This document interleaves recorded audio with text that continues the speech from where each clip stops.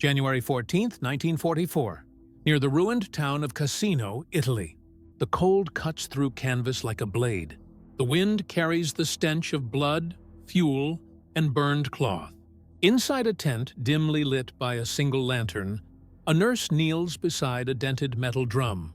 Steam hisses from its seams, mingling with the moans of the wounded. Instruments, scissors, clamps, needles, glint briefly before vanishing into the boiling water. Outside, artillery trembles the mud floor. The front line is only miles away, but the greater enemy is invisible. Infection. In these makeshift wards, men who survived shrapnel now die from bacteria. No penicillin yet for most. No time, no order, no sterilizers fit for the field. She grips the lid of her improvised machine, a converted fuel can fitted with pipes held over a field stove, and waits for the water to roil. Each wisp of steam is defiance, each drop of condensation a rebellion against decay. Later, soldiers will remember her as the woman who made the boiling drum. But here, in this hour, she is just one nurse in the middle of Italy's winter, fighting the quietest war of all, the war against infection. By late 1943, Italy was a land caught between retreat and ruin. The fascist regime had fractured. Mussolini had fallen, then risen again under German protection. From the north came the Wehrmacht, entrenched behind a line of fortifications stretching across the mountains. The Gustav Line. From the south, the Allies climbed the peninsula foot by foot, village by village. The campaign was unlike anything the strategists had imagined. Italy was supposed to be the soft underbelly of Europe. It became a jagged spine of mud, stone, and relentless attrition. Torrential rains turned every road into a mire. Mules carried supplies where trucks failed. Food spoiled in transit. Fuel froze overnight. Yet among all the hardships, one enemy claimed more lives than German fire. Disease. Field hospitals overflowed from Naples to Foggia. Typhus, dysentery, gas gangrene, and septicemia followed every battle. Trenches filled with the wounded who had survived artillery only to fall victim to infection. The medical corps worked without pause, their hands cracked from washing in cold water. A single cut could fester into death. Antibiotics existed in theory. Penicillin had been discovered more than a decade before. But in 1943, it was still a rarity, rationed mostly for experimental cases or high-ranking officers. In Italy, most medics relied on sulfa drugs, antiseptics, and boiled instruments. But boiling required time, heat, and equipment that often never arrived. The Italian climate added cruelty to chaos. Southern humidity fostered decay. Northern frost delayed sterilization fires. Every wound was a race against time. Records from the U.S. Fifth Army's medical units show infection rates exceeding 35% after the Salerno landings. In some British field stations, more soldiers died from untreated infections than from direct combat injuries during the first 2 weeks after an engagement. The official reports spoke in dry statistics, but the reality was wet, reeking, and immediate. Medical tents stood beside mule lines, soaked in rainwater and fuel leaks. Stretchers arrived faster than the orderlies could clean them. And amid this, the question loomed: how to sterilize? The Army's sterilization units, large, heavy machines mounted on trucks, could not traverse mountain passes or shell-torn roads. Once a hospital moved forward, sterilization lagged miles behind. Surgical tools were wiped on alcohol rags, rinsed in dirty water, or left uncleaned between operations. For many nurses, this was the unspoken horror of the Italian campaign. The soldiers feared German mortars. The nurses feared the microbes that followed them. In this desperate environment, innovation did not come from laboratories, but from improvisation. Cans became heaters, tin trays became autoclaves, and alcohol burners were fashioned from aviation fuel. Somewhere in the midst of this chaos, In a field hospital near Naples, according to later Army medical notes, one nurse began to experiment with a portable boiling drum. She had no engineering background, no rank to command resources. But she understood what infection did to men, and she refused to surrender to it. Using a discarded fuel can, she rigged a crude sterilizer, sealing its seams with solder, attaching a pipe to vent steam, and balancing it over a field stove. Her fellow nurses called it the boiling drum. It hissed and spat, but it worked. For the first time, small surgical teams could sterilize their instruments within minutes instead of hours. Operations grew cleaner, wounds healed faster, and in one corner of war's inferno, a flicker of control returned. The innovation spread quietly. Medics copied the design, adapted it to their units, and soon a dozen versions appeared across the Italian front. The nurse herself never claimed credit. Most accounts mention her only in passing, a British nurse in the Foggia sector, or one of the volunteer auxiliaries under the 8th Army Medical Service. Yet in the winter of 1943, her idea was more decisive than any single bullet. It did not kill. It prevented killing, by infection, by neglect, by the unseen filth of war. Every battle leaves its monuments, ruins, graves, medals, but some leave only an idea. In Italy, amid mud and ruin, that idea was a boiling drum, and from that drum would rise the quiet steam of salvation. Her name did not appear in the war diaries that catalogued everything from tank losses to weather reports. Yet, she represented a type that multiplied across the Mediterranean front. Trained nurses drawn from the British Army Nursing Service, the American Army Nurse Corps, the Canadian units, and the volunteer detachments of the Red Cross and FANI. Most were between 20 and 30 years old. They had learned surgery in tents, triage in darkness, and endurance under bombardment.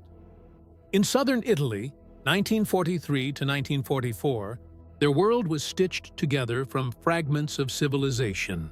Railways lay twisted, power plants bombed out, hospitals looted. Naples itself was a shell of a city, its sewers overflowing, its people diseased and starving. Allied medics inherited not only thousands of wounded soldiers, but also hundreds of thousands of civilians. Every scratch threatened to turn septic in that climate of filth and hunger. The nurse who devised the portable sterilizer came from this pressure cooker of necessity. Her colleagues later recalled that she was quiet, methodical, and obsessed with cleanliness, a word that, in wartime Italy, carried the weight of salvation. She had seen a colleague die from a needle prick that turned gangrenous within days. From that moment, she treated infection as an enemy with ranks and strategy. The field sterilizer itself, a battered fuel drum, balanced on a camp stove, was born from what the Army called improvised hygiene units. Regulations discouraged such improvisation. Supply chains favored standard issue, but the Italian front broke every rule. The 8th Army's advance up the Adriatic coast was constantly outpacing its medical train. Operating theaters appeared overnight in schoolhouses, wine cellars, monasteries. Sterilization was supposed to rely on the great brass autoclaves kept in base hospitals far to the rear. In the ruins of Benevento or the caves near Anzio, there were none. By late 1943, reports from the British Royal Army Medical Corps began noting successful small-scale steam units adapted from fuel containers. American field hospitals under the 5th Army filed similar comments. Locally constructed pressure boilers effective for immediate sterilization. None named an inventor. The designs differed slightly, some cylindrical, some rectangular, but they all shared the same essence: mobility, speed, and the relentless hiss of boiling water. In those months, steam became the sound of survival. It curled through the night air above casualty stations, mingling with the distant rumble of artillery. Wherever that sound rose, fewer men died of infection, It was a small, almost domestic noise, yet within it lived the heartbeat of resilience. Medical officers soon took notice. A February 1944 report from the Allied Control Commission recorded a marked drop in post-operative infections among units using improvised sterilizers. At Naples Field Hospital No. 18, infection mortality had fallen from 28% to under 9% within 6 weeks. To commanders, this was not a matter of sentiment, but of logistics. Every soldier kept alive by sterilization meant fewer replacements needed at the front. But the implications ran deeper. It signaled a quiet shift in military medicine, from rigid hierarchy to practical innovation, from laboratory dependence to field ingenuity. In a war driven by machines, this was a victory of human reasoning over mechanical shortage. The nurse's device also carried symbolic weight. A boiling drum, a simple thing of metal and heat, embodied something vast, the democratic impulse of the Allied cause. Anyone could build it. No patents, no hierarchy, no secrecy. Its blueprint was simplicity itself, passed verbally, copied on scraps of ration paper, and remade in hundreds of tents. It was abundance born not of industry, but of imagination. In March 1944, the British Medical Journal published a brief note from a frontline surgeon. Improvised steam sterilizers of small type are proving indispensable in the Italian theater. No author's name, just the signature, from a unit in the field. Perhaps that unit was hers. Perhaps not. But the lineage of the idea was unmistakable. The stubborn nurse in the cold, feeding fuel into a dented drum. The story of her invention reveals a paradox that defined the Italian campaign. While armies measured success in territory gained, the medics measured it in limbs saved. And between those two scales of victory ran a thread of steam, rising from a boiling drum in the mud, vanishing into the night sky over Italy. That rising steam will now lead us to the people who carried her idea forward. The surgeons, orderlies, and soldiers whose lives and decisions gave it meaning.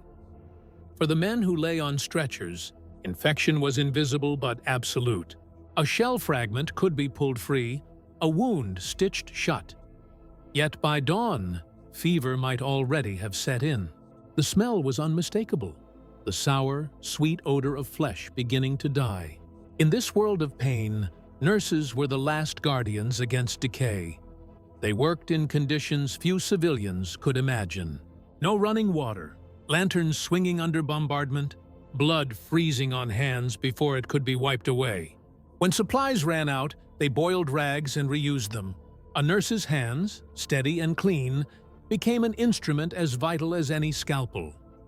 Those who survived remembered them not for comfort, but for precision. One British corporal recalled seeing a nurse boil a set of scissors as if she were preparing for battle. Herself, another American lieutenant, described the sight of steam pouring from tents near Anzio as the smell of life returning. In their exhaustion, the nurses found rhythm: cut, clean, boil, bind. Every operation was a ritual against despair. The nurse who created the field sterilizer had no laboratory, no assistants, no fame.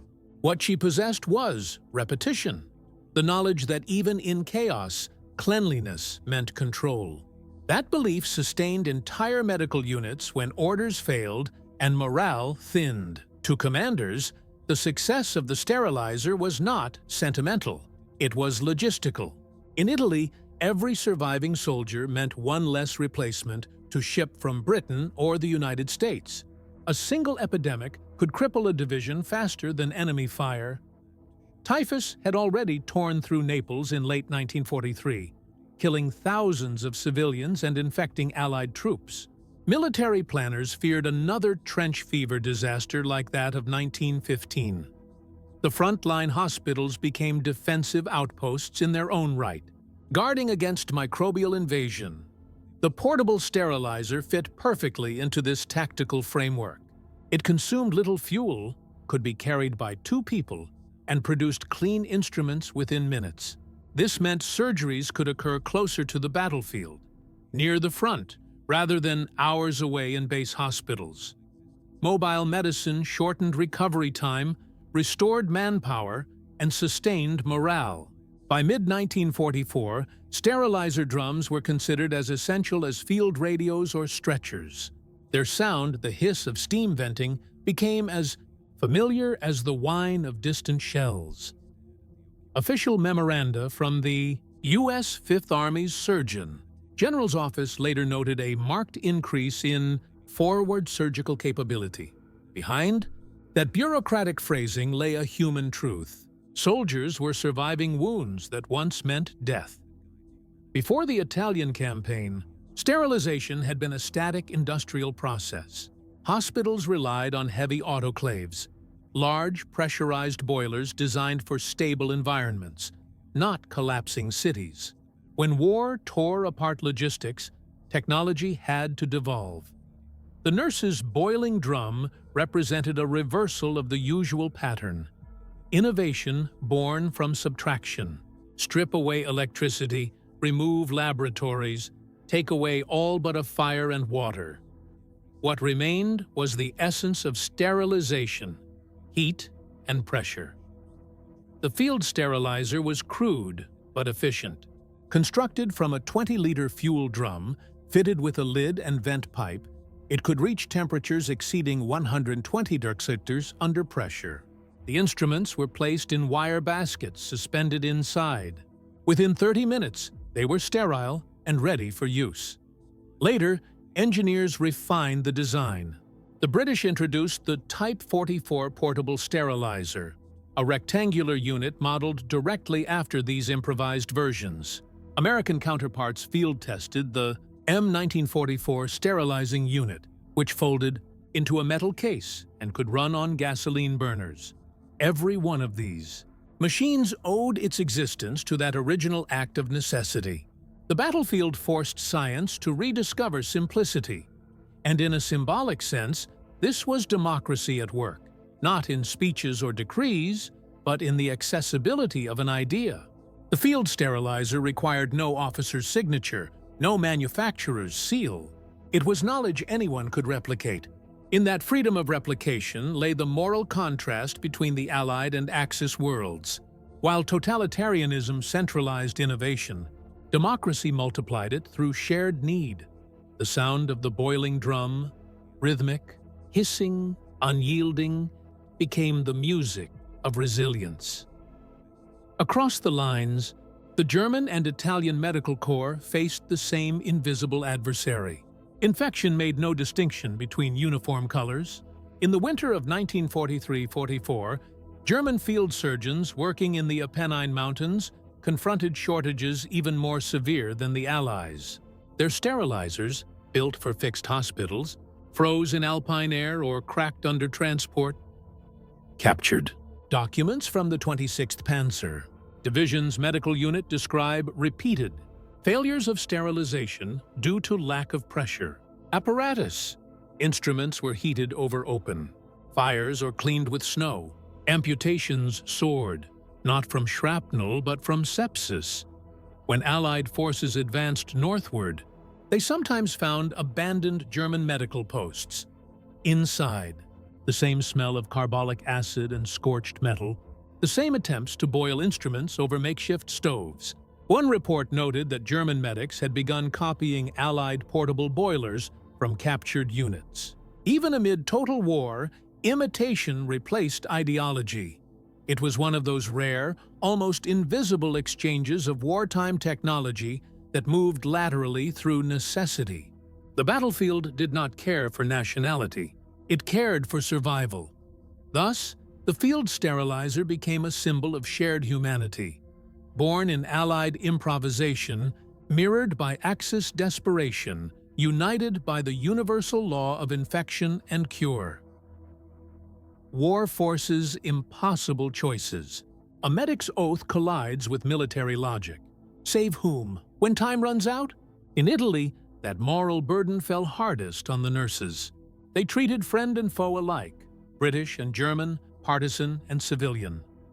the portable sterilizer blurred those distinctions. Once sterilization became efficient and mobile, it became possible to operate on captured enemies in the same tent as Allied wounded.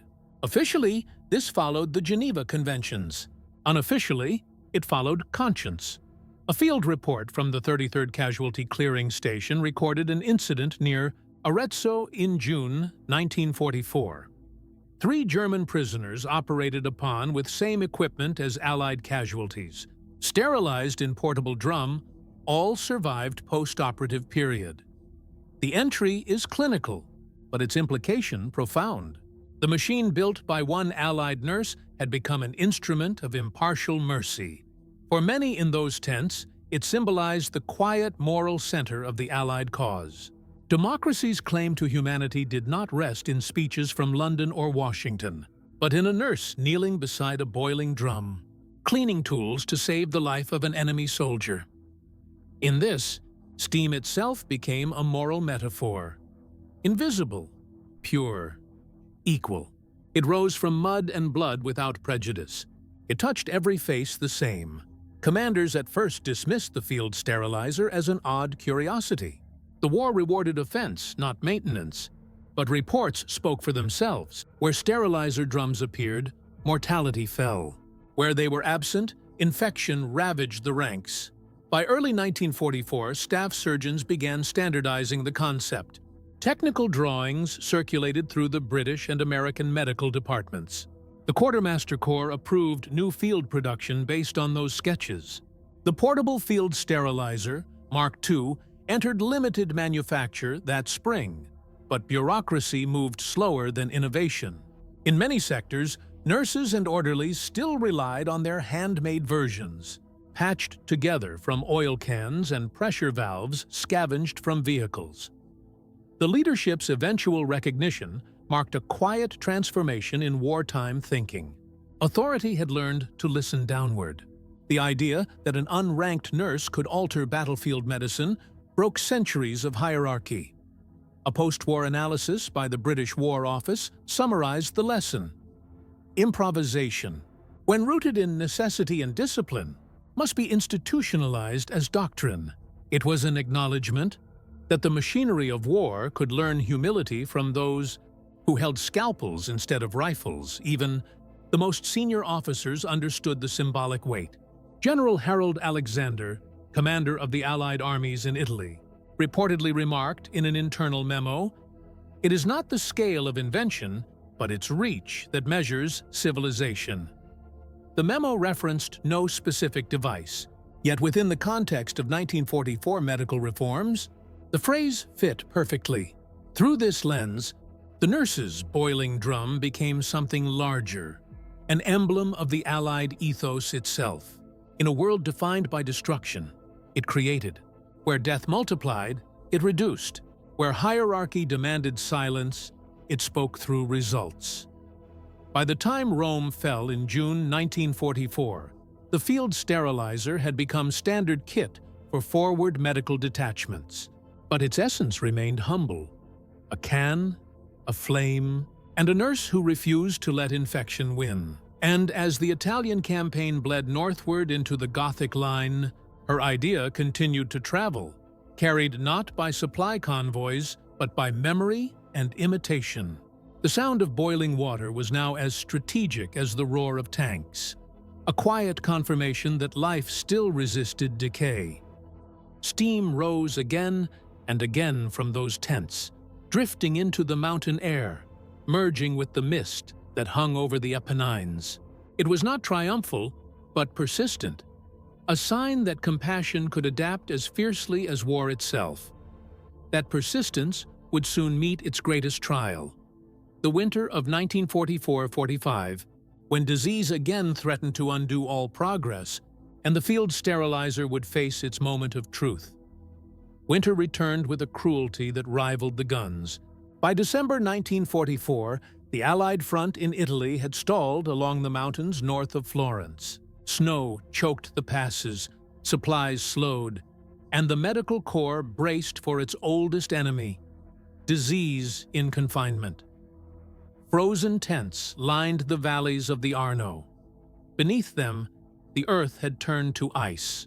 The hospitals were packed with men from the Gothic Line offensives, their bodies torn by shrapnel, frostbite, and exhaustion. In such cold, wounds did not bleed freely. They festered silently beneath bandages. The statistics that winter were grim. Typhus outbreaks flared near Livorno. Gas gangrene appeared in units whose sterilizers had failed in the cold. Reports spoke of rapidly spreading sepsis due to insufficient heat for boiling equipment. The army feared an epidemic capable of halting the campaign. In one of those hospitals, the nurse who had built the first field sterilizer years earlier found herself again at the edge of crisis. Her makeshift device, replicated hundreds of times across the front, was still never officially credited to her. But she cared little for acknowledgement. The work was what mattered. Fuel rations were cut. Fires burned low to conserve supplies. Yet, without boiling, there could be no surgery. So she modified the sterilizer again. She lined its base with scrap insulation from a wrecked vehicle, sealed its lid tighter with rubber gaskets, and used a hand pump to build pressure manually. It worked. The drum reached full temperature in half the fuel time. Soon other nurses copied her adjustment. A dozen improved sterilizers were operating within days, turning salvaged materials into life-saving heat.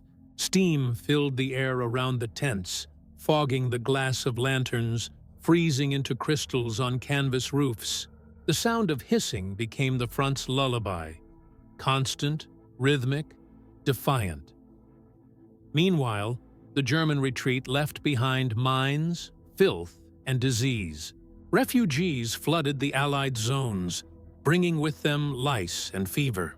Civilian hospitals, already gutted by years of occupation, begged for medical supplies. The Allied Medical Command authorized small sterilizer teams to move between military and civilian facilities. They called them sanitation patrols. For the first time, the portable sterilizer crossed the line between military necessity and humanitarian relief. The same boiling drum that had saved soldiers now sterilized instruments for Italian doctors treating children in ruined villages. In the reports of the Allied Control Commission, these mobile units were credited with preventing outbreaks in at least 4 major towns: Avellino, Campobasso, Forlì, and Pistoia. Numbers told only part of the story. Infection mortality among wounded soldiers dropped below 5% that winter, a record unmatched in earlier campaigns. Typhus containment succeeded without mass quarantine. The transformation was invisible but profound. War's filth no longer dictated fate. Inside one medical tent near Bologna, the boiling drum rattled under pressure, its seams creaking. The nurse sat beside it, rubbing warmth into her hands. Outside, artillery thundered in the distance. Inside, life continued, stitched, cleaned, and sealed by steam. Official commendations would later go to officers who approved the sterilizer's field issue, to engineers who formalized its design. Her name, like so many others, remained in the background, but those who worked beside her remembered. They said she measured victory not in medals, but in the sound of water reaching its boil. That sound became a kind of hymn. In it lay the defiance of the powerless, the belief that one can still cleanse, still save, even amid the machinery of death. By February 1945, the portable sterilizer was no longer an improvisation. It was doctrine. Medical supply convoys carried hundreds of units labeled Field Sterilizer, Portable, Type 2. The origin was listed simply as Adapted from Field Experiments, Italy, 1943. The steam that had once risen from one tent now rose across an entire front. It drifted through olive groves and mountain passes, mingling with the fog of war. Each cloud of vapor was a testament to survival, proof that not all invention in wartime served destruction. And yet, even as victory drew near, infection would stage one last assault. A sudden outbreak in the flooded Po Valley threatened to erase all that progress, the final test of an idea born in mud and maintained in faith. Lirhai, next section will follow that final test. When the field, Sterilizer faced catastrophe, and its quiet creator confronted the limits of endurance and anonymity. Spring 1945. The Italian plains flooded with meltwater and retreating armies. The Allies pushed north through the Po Valley, their trucks slogging through endless mud. Bridges were gone, sanitation destroyed. As German lines collapsed, tens of thousands of displaced civilians filled the roads, dragging typhus and dysentery behind them. In this chaos, disease again became the hidden front. A British field hospital near Modena reported over 100 suspected typhus cases in a week. The fear of epidemic rippled through command, not of defeat in battle, but of sickness spreading faster than the war could end. The nurse and her sterilizer teams moved into the valley with little rest. Their orders were simple: stop infection before it consumed victory itself. They operated in barns, churches, abandoned factories. Instruments, bandages, and even uniforms were boiled. Steam rose like smoke from the ruins of war, marking pockets of sanitation amid devastation. The conditions were unbearable. The air smelled of rot and stagnant water. Flies gathered in black clouds over every wound. Fuel was almost gone, so the nurses scavenged anything that could burn. Wood, kerosene, even scrap rubber. The sterilizer drums glowed red at their bases, lids trembling under pressure. One report from the U.S. Fifth Army's Medical Command recorded improvised field sterilizers operating continuously for 72 hours prevented secondary infection in over 400 surgical cases. Another noted, without them, post-operative losses would have doubled. In those final months, the nurse who had begun this fight years earlier rarely slept. Witnesses described her hands as burned from steam and disinfectant. She refused evacuation, moving from site to site with her team, checking seals, pumping pressure, ensuring every drop of water boiled to purity. Her presence became a ritual of reassurance. If she was there, the infection would not win. The moral contrast of war stood sharp around her. Beyond the tents, German prisoners awaited treatment. Many were frostbitten, emaciated, their wounds blackened. She sterilized instruments for them the same as for her own. "The drum doesn't ask who you are," one orderly later said. "It just boils." By March 1945, the threat began to recede. The portable sterilizers, dispersed across the front, had turned the tide of disease. Epidemic curves flattened. Hospitals once paralyzed by infection returned to normal function. When victory finally came in April, it arrived on clean bandages and sterilized instruments, the unseen foundation of survival. Military historians often mark triumph in battles, bridges, and offensives, but the quiet triumphs of medicine are written in mortality charts. Between 1943 and 1945, infection deaths among Allied wounded in Italy fell from 35% to under 4%. Behind that drop lay not just penicillin or logistics, but the humble invention born from one woman's refusal to surrender to contamination. She never sought recognition. The war moved on, the world rebuilt itself, and the steam that had risen from her boiling drum dissipated into history. But in medical journals, the legacy lingered. The British Journal of Surgery in late 1946 credited improvised field sterilization units devised in Italy with revolutionizing mobile medicine. The author was anonymous. For her, anonymity was enough. She had seen the enemy not in uniforms but under a microscope. She had defeated it not with bullets, but with heat and discipline.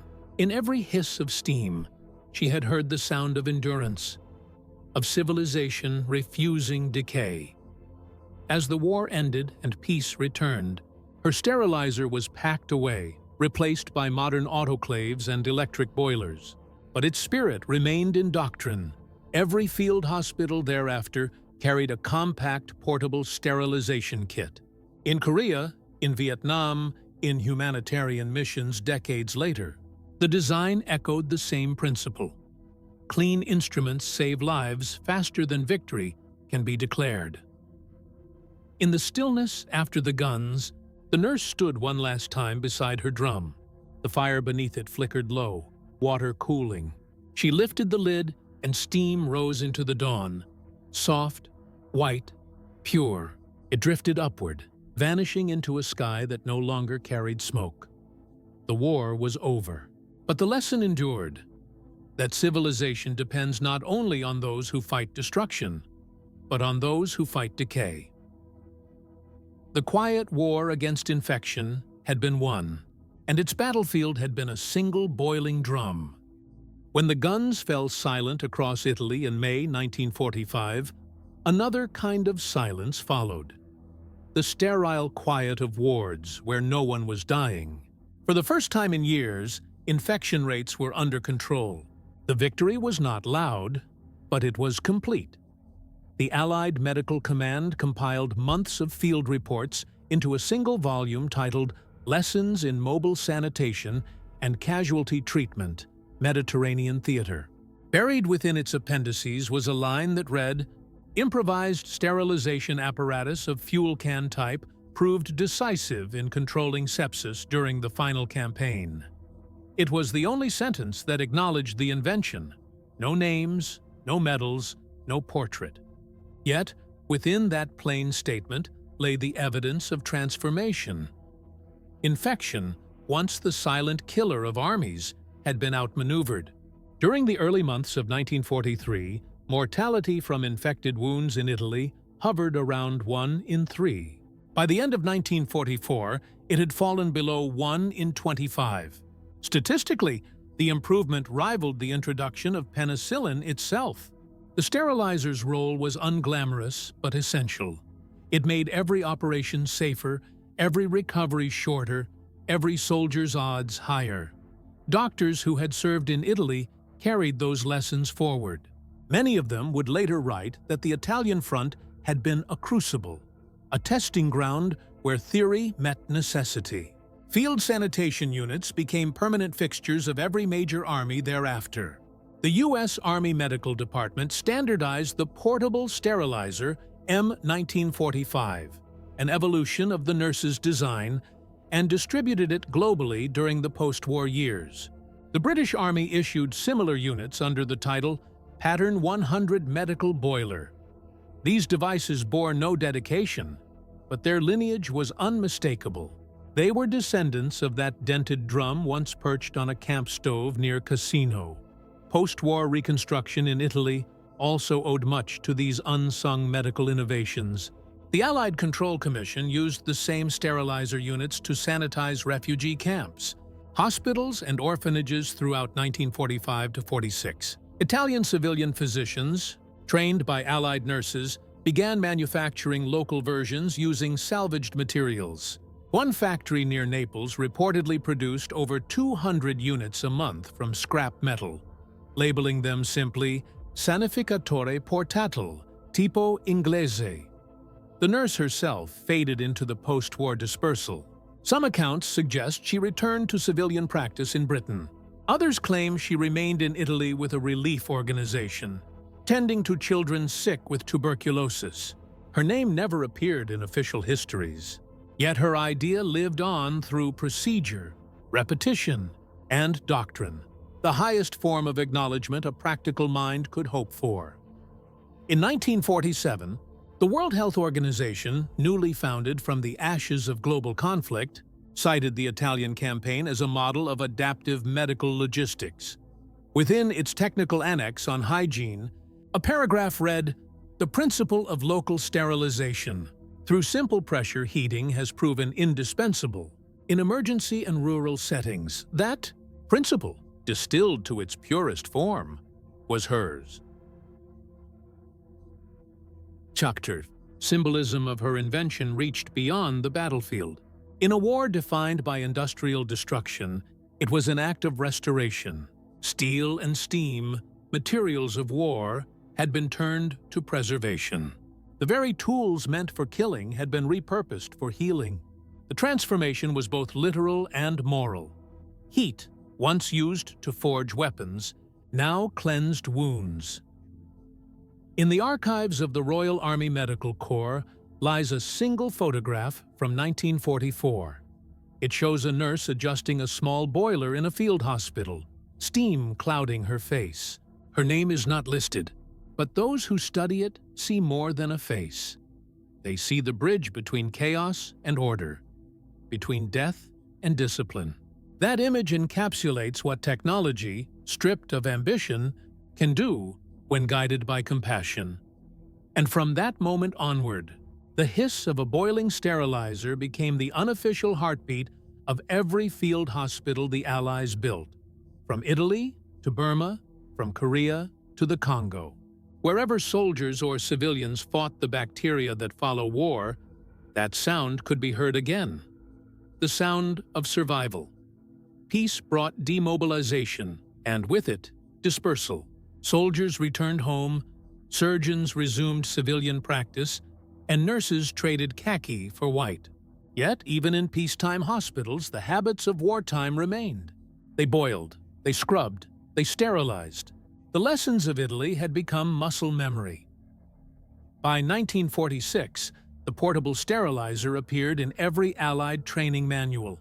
Diagrams of the field sterilizer, modified fuel drum type, sat beside illustrations of scalpels and bandages. To generations of medical recruits, it was just another tool, its origin forgotten, its impact embedded. That anonymity was fitting. The machine had never sought attention. It had sought to work. Across Europe, nations rebuilding from ruin adopted its logic.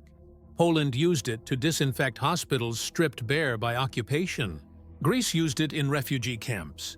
Even Germany, shattered and occupied, received sterilizers through Allied relief, the same design their own medics had once copied in secret. Thus, the circle closed. What had begun as improvisation in war became a shared standard of humanity in peace. The nurses' innovation had also altered military doctrine itself. The post-war British Army instituted the Field Hygiene and Sanitation Division, with units trained specifically to construct and operate sterilizers in combat conditions.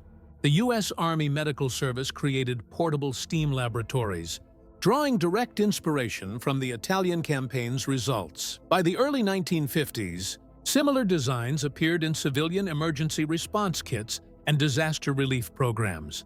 When floods struck the Netherlands in 1953, portable sterilizers boiled water for medical use. During the Korean War, MASH units used improved pressure drums still descended from that same lineage. The ripple effect reached far beyond medicine. It demonstrated that in war, innovation could emerge not from command, but from compassion. A nurse, faced with filth and decay, had embodied the essence of democratic creativity. That authority need not invent for progress to occur. It is freedom itself, the freedom to adapt, that breeds survival. Historians later argued that this quiet revolution paralleled larger ideological shifts. The Axis powers had built systems of rigid control, where invention was commanded downward. The Allies, despite bureaucracy, allowed invention to climb upward, from the field to the manual, from the anonymous to the institutional. The field sterilizer became proof that democracy could weaponize ingenuity, not to kill, but to preserve life. And then there was the symbolism, the boiling drum itself.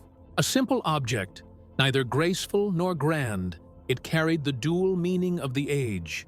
Steel forged for destruction, now hissing for healing. Its sound was the opposite of the artillery shell. Yet both used pressure, both used fire.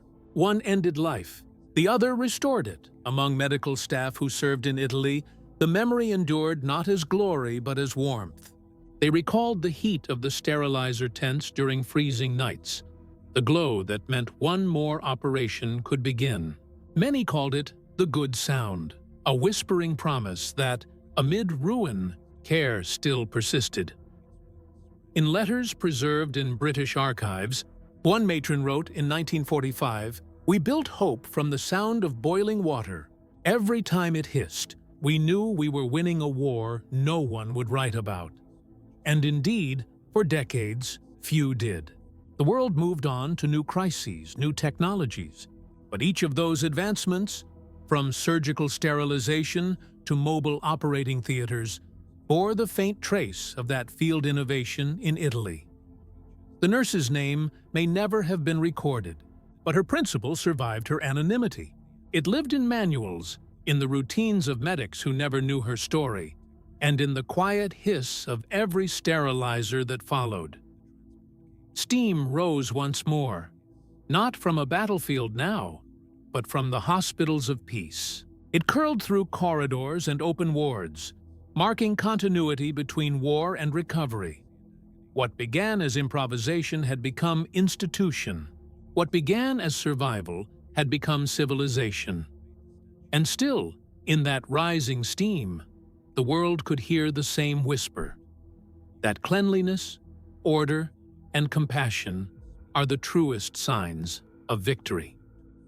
War ends with silence, but the echoes remain, not in gunfire, but in the small, persistent sounds of survival. In Italy, the guns ceased, yet the hiss of boiling water endured.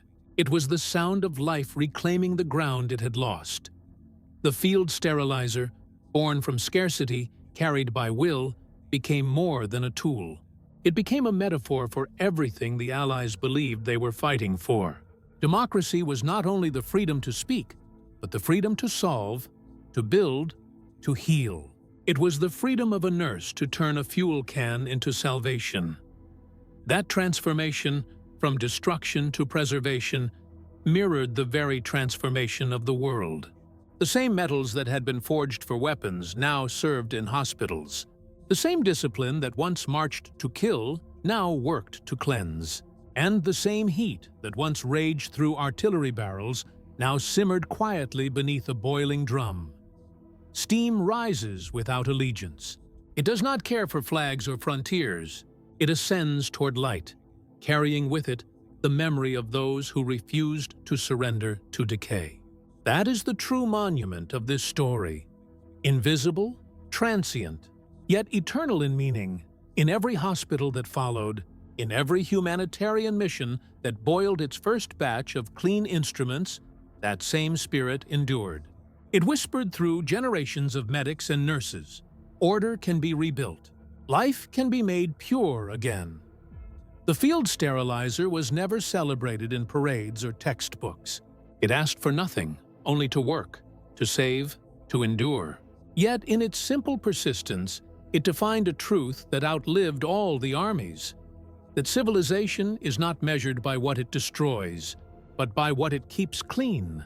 Steam, rising softly into the morning air over Italy, was the breath of that civilization. Fragile, unseen but vital, and in that steam, history still exhales.